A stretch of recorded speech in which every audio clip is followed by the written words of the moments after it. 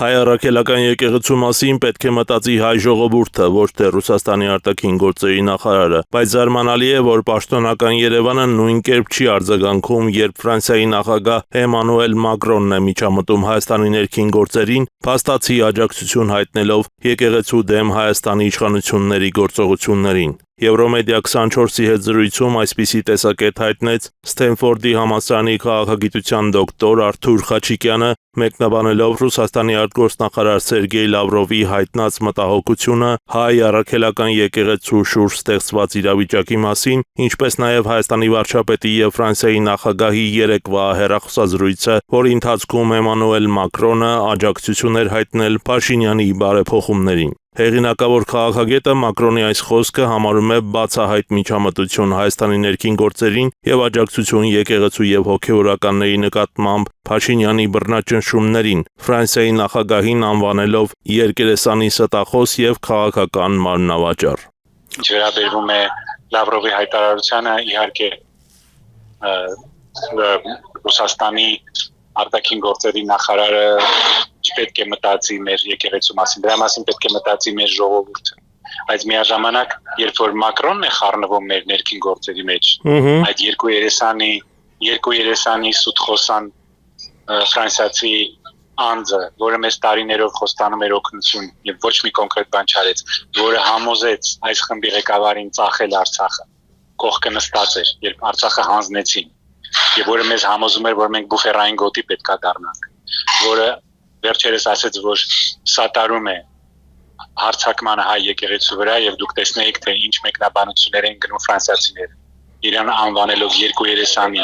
երեսպաշտ, ստոր, սուտխոսան, դուք տեսնեիք ինչ բառեր են գրել այդ մարդու սոցմեդիայի վրա։ Երբ Մակրոնն է խառնվում, չգիտես ինչու, այս խումբը պատասխան չի տալիս։ Եվ Ռուսաստանն է խառնվում, իհարկե միանգամից արձագանք։ Այսինքն ես ուղղակի տեսնում եմ, որ չափ չունի այս լկտիությունը, այս դավաճանությունը, այս ստորությունը, չափ չունի։ Սա շատ մեծ վիրավորանք էր մեզ բոլորի, անձամբ ինձ, եւ այս հարցը պետք է լուծեն ոչ թե այդ ծախու ֆրանսիական քաղաքական գործիչները, որոնց ռեյտինգները սա շուտով 0-ին են հասնելու, այլ այդ հարցը պետք է տալ մեր ժողովրդին, մինչեւ երբ է սա հանդուրժվելու,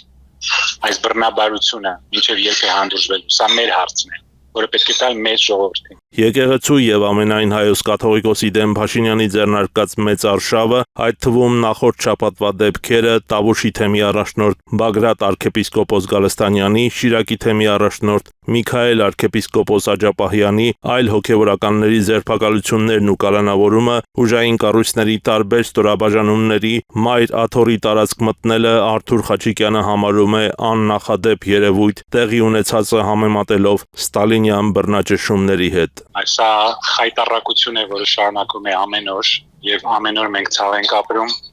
այս խմբի փողոցից եկած խմբի արածների պատճառով։ Այն ինչ որ կատարվեց մեր եկեղեցու նկատմամբ, սա մի աննախադեպ բան էր։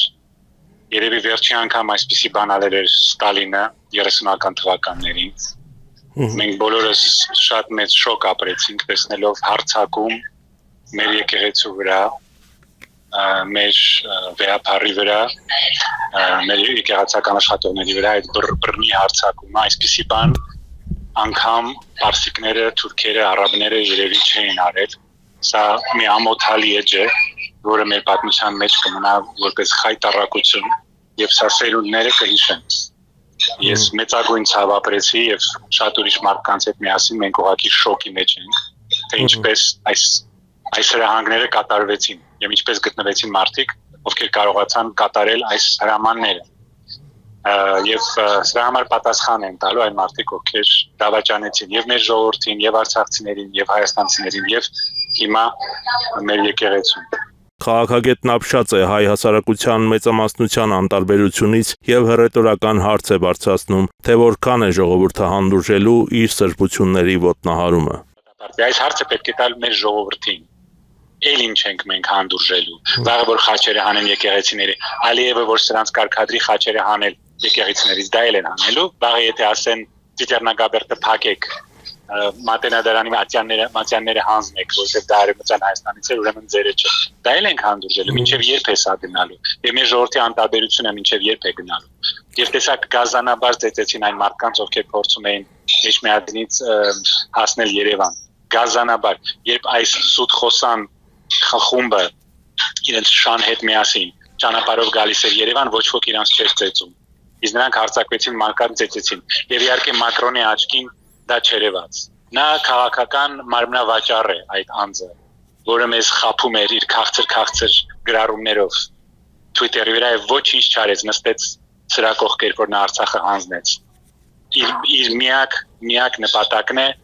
հակառուսական Հայաստան ստեղծել, Հայաստանը ենթարկել Թուրքիային եւ փակել Ռուսաստանի բազան Կովկասում։ Ավելի վաղ Ռուսաստանի արտգործնախարար Սերգեյ Լավրովը մտահոգություն էր հայտնել հազարամյա հայ առաքելական եկեղեցու վրա հարձակումների կապակցությամբ։ Պարզ է, որ Հայաստանում տեղի ունեցող իրադարձությունները երկրի ներքին գործն են, սակայն հարձակումները հազարամյա հայ առաքելական եկեղեցու վրա լուրջ մտահոգություն են առաջացնում։ Հավաքական անվտանգության պայմանագրի կազմակերպության անդամ պետությունների արտգործնախարարների խորհրդի նիստից հետո լրագրողներին ասել էր Ռուսաստանի արտգործնախարարը։ Լավրովի այս հայտարարությանը շատ կտրուկ էր արձագանքել Հայաստանի արտաքին գործերի նախարար Արարատ Միրզոյանը, ասելով, թե ավելի լավ է պարոն Լավրովը չխառնվի Հայաստանի ներքին գործերին։ Իսկ նախորդ օրը հունիսի 29-ին, ինչպես հայտնել էին վարչապետի աշխատակազմից, տեղի էր ունեցել Նիկոլ Փաշինյանի եւ Ֆրանսիայի նախագահ Էմանուել Մակրոնի հեռախոսազրույցը, որի ընթացքում Ֆրանսիայի նախագահն աջակցություն էր հայտնել